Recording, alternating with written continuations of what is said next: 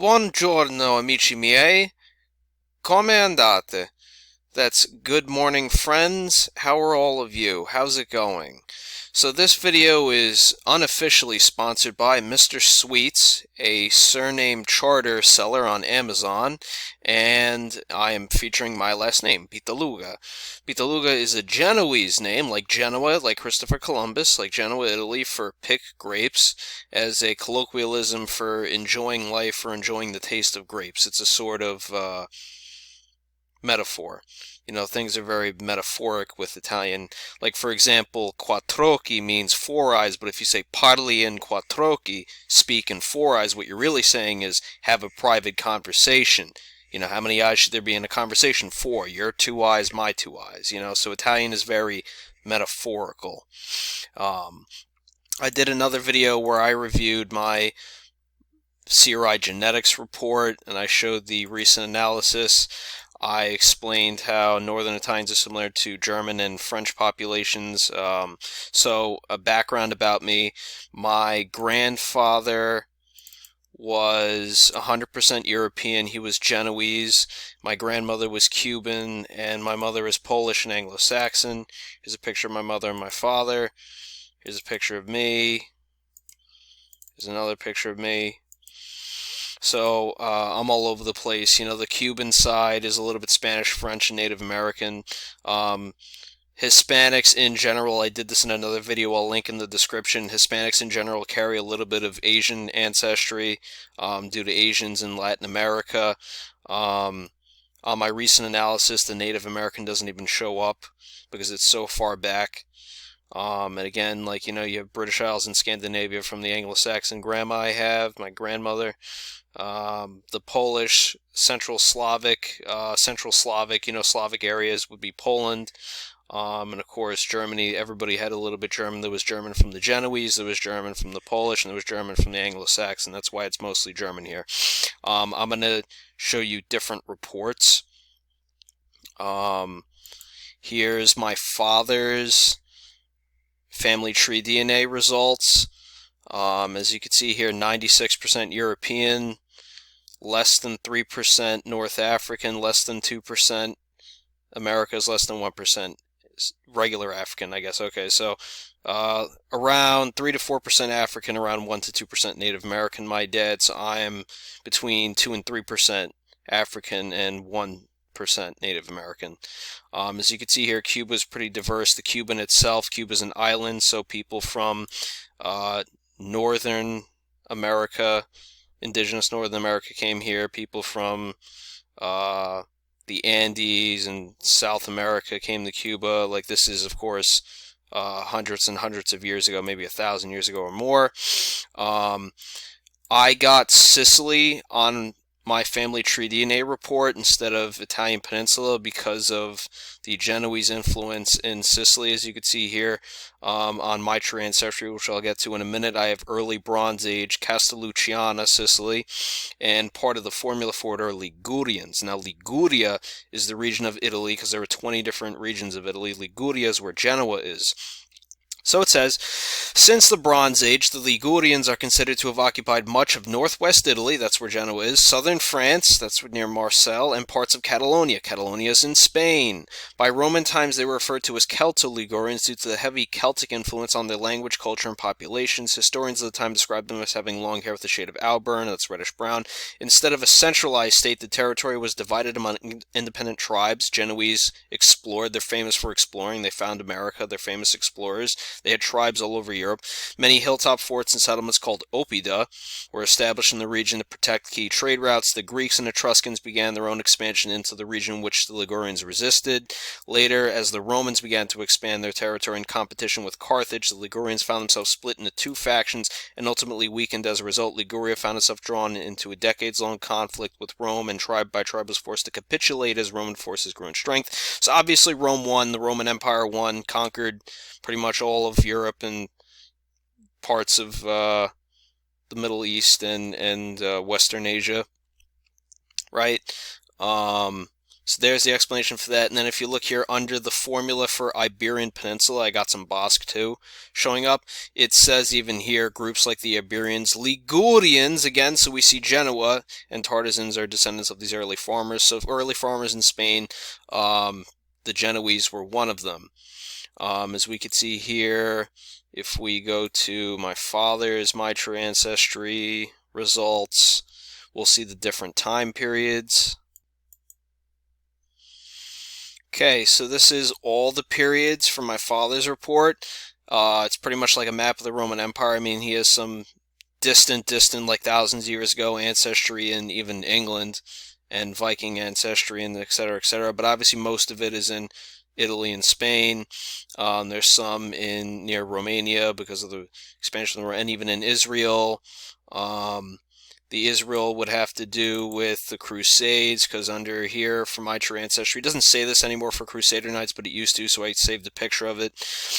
In 1248, Louis the Ninth and approximately 15,000 men, including 3,000 knights and 5,000 crossbowmen, sailed on 36 ships from Genoa and Marseille, that's in France, because of course Louis the Ninth was a king of France, to Cyprus, near the Greek islands, where they spent the winter preparing for the start of the Seventh Crusade. After initial failures in Egypt, the remnants of the army fled to Outremer to refit. The Knights Templar, again the famous Knights Templar, sought their help in Syria, where the Muslims had recently captured the stronghold in Sidon. Louis fortified Acre, Caesarea, Jaffa, and in 1253 rebuilt Sidon, or Sidon, it could be Sidon. Although failing to recapture Jerusalem or score military success, Louis had managed to refortify Outremer, securing peace among the Christians, and obtained a truce with the Muslims. He also left a force of knights, crossbowmen, and sergeants who defended the kingdom until the fall of Acre in 1291. Numerous skeletons were unearthed in Lebanon from this time period, along with items such as European belt buckles, swords, and a Crusader coin dated from Italy in 1245 to 1250. So, of course, Genoa had heavy influence with the Crusades. And then here we have lights in northern Italy near Genoa, and in central Italy, some in south. Near Catalonia. Catalonia is where my cursor is, the southeast of Spain, and Gibraltar as well. Of course, my Cuban grandma had a Castilian last name, so there's some ancestry in Castile and Portugal on my father's. If we go through the time periods, Neolithic in Italy and in Germany. Bronze Age, they began to expand into France and Spain. More ancestry in Spain, France, and Italy, some in Romania and the Baltics, or Balkans. Sorry, not Baltics. Baltics would be Slavic. Balkans are Grecan. Iron Age, more in Catalonia, as you could see, in central Italy. Then in Gibraltar, still Catalonia, the early medieval in Genoa and southern Italy. And then finally the medieval central Italy and Spain, along with the Crusades, of course, and some Viking ancestry. So, of course, the Sicily has to do with the more areas here I'm highlighting. You can see all these different lights, because, again, the history of Sicily has to do with Genoa. You can even Google Genovese Sicily, which... here we go, province of Messina, Genovese. It's a colony of Genoese people who colonized that area of Sicily. As you can see here, I'll also do my DNA results from Ancestry.com. However, Ancestry.com is not as accurate as CRI Genetics, because again, I was more Italian than I was Spanish, and I was as Italian as I was Polish, and my grandfather on my mom's side was 100% Polish. They don't give me any Italian ancestry on here, so I'm not even going to dignify their ancestry report. I'd like to maybe do my father's on Ancestry DNA, but I'll also read Sicily on Family Tree DNA in a second. So what's interesting about the Cuban ancestry, this is a migration. Cuba, Canary Islands, and Uruguay. My family has famously discovered Pinar del Rio, Cuba. The Pitaluga family discovered Mantua, named it after Mantua, Italy. There were Italians in Louisiana. These Italians were part of the French and Spanish colonized areas. See, during the French-Spanish regimes in the early 19th century, the majority of these immigrants were from northern Italian provinces of Piedmont, Liguria, and Lombardy. Liguria, again, Genoa.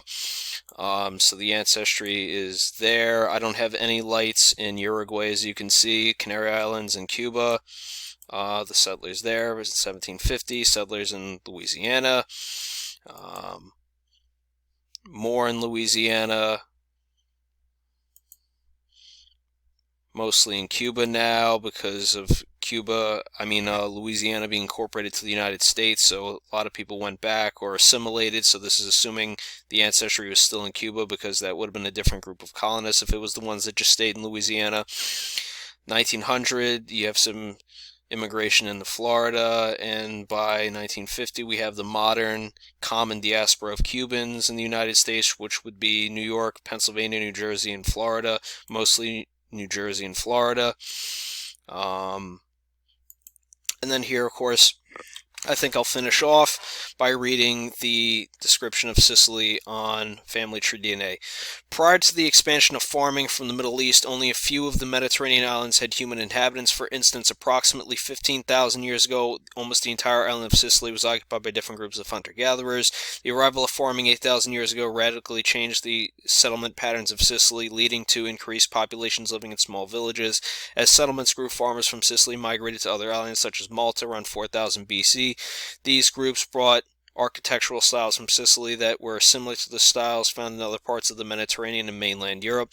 Over time, other Mediterranean settlers came to the islands of Malta and Sicily, such as the Phoenicians, as they expanded their trade routes. The growth of trade brought an influx of groups with the ports of these islands. With this growth, the small farming communities flourished into large urban centers. The Greeks founded the ancient city of Syracuse, Siragusa, along with many other settlements on the eastern side of Sicily starting around 8th century BC. Carthage began taking control of Malta and western half of Sicily throughout the 6th and 5th centuries BC. The control became officially after the siege of Tyre in 332 BC as Carthage began expanding into the rest of Sicily, which led to the conflict with Rome and Syracuse.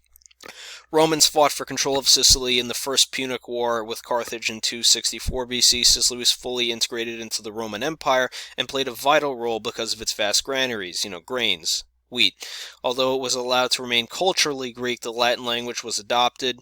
Rome took control of the island of Malta from the Carthaginians as well. Under Roman rule, Malta enjoyed trade with neighboring Sicily. In 535, Malta and Sicily came under the rule of the Byzantine Empire, one of the post-Roman empires.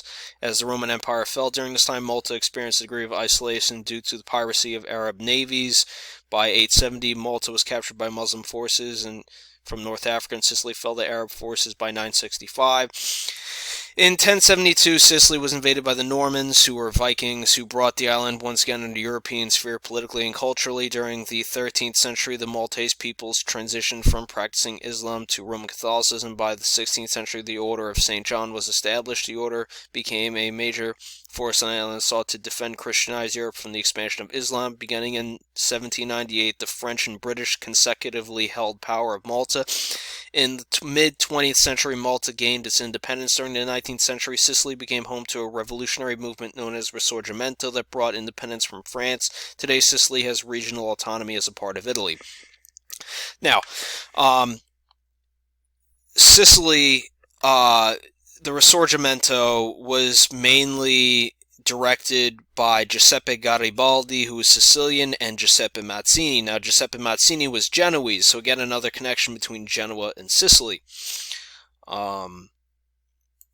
As you can see here, we'll go into, again, this is my dad's My True Ancestry. So we have Iberians, which are Spaniards, Roman Hispania, which is like Catalonia area, Illyrians, which is like, as you can see here, southern Italy and the Romania area. Phoenicians, we talked about Phoenicians expanding into southern Spain, Sicily, and Sardinia. Sardinia, too, was a Genoese province. So Phoenicians were listed on the description of Sicily on Family Tree DNA. And Aquitani, which are Basque, that's on the border of Spain and France. Okay, so again, I think it's really interesting that my father's DNA results came back with some Greek, some Slavic, some more in Eastern Europe, some Middle Eastern. It's very interesting to see how it all pans out, because Cuba was home to Greeks and Russians, Italians, and even some French. So it was a very diverse community. I don't think there's anything else I could add other than go to Fatterini the Great on Facebook, because I post all kinds of cool stuff about Genoese and Catalans, trade diaspora in early modern Sicily, a song, Noche Prohibita, which is Spanish for Forbidden Night, by Stefano, an Italian singer who's singing about the forbidden love between Genoa and Cuba, how Italians are the best at fencing. L'Italia è il migliore della scherma, is the best at sword play. Talk about pop culture, the Don of Newark, Richie the Boot Boyardo, who is the real-life person the mobster Sonny Steelgrave on the TV show Wise Guy was based on, and other things, like how Florida was historically Italian, Spanish, and Cuban specifically, like Ybor City. Alright, I hope this video was informative. Oh, and My Heritage DNA, it says Spanish in Cuba and Spain, the Canary Islands, and highlights Genoa and a little bit in Sicily, darker in Genoa, because again, this is my grandfather. And another interesting fact, Ancestry DNA has been censoring my DNA since my first results in 2016, because as you can see here, it described my Genoese grandfather as being Iberian Peninsula 25%, and my Spanish grandma is 10% Italian.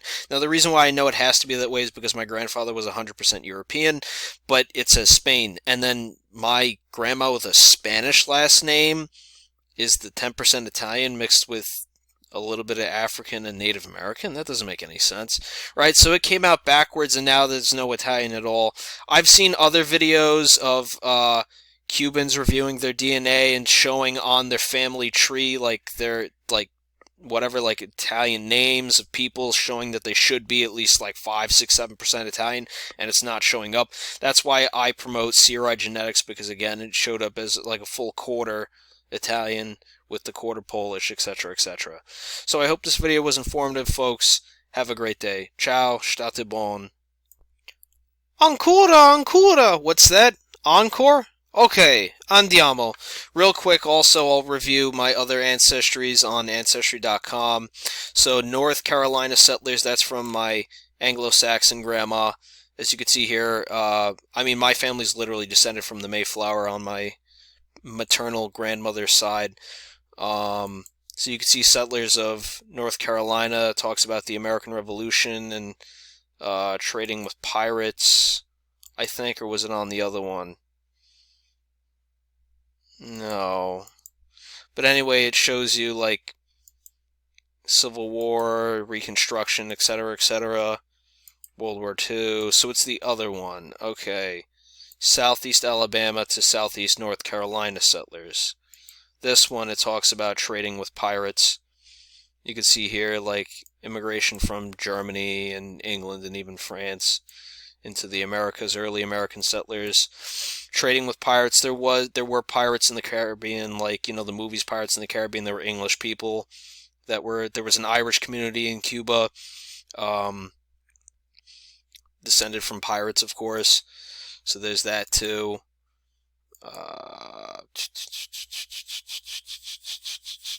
Again, it's in the backcountry, Myrtle Beach, sandy shores. Stuff about the Civil War. And then here you could see, it's interesting how the settlers expanded from just the North Carolina area to like all over like Florida, New Jersey, etc., etc. And then Northeast Poland. You can see here, it talks about village life and the control that Russia used to have over Poland before Poland's independence.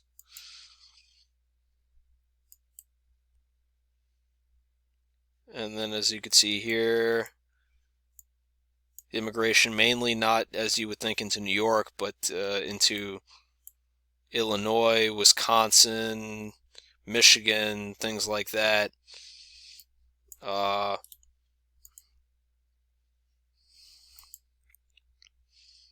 Russification, right?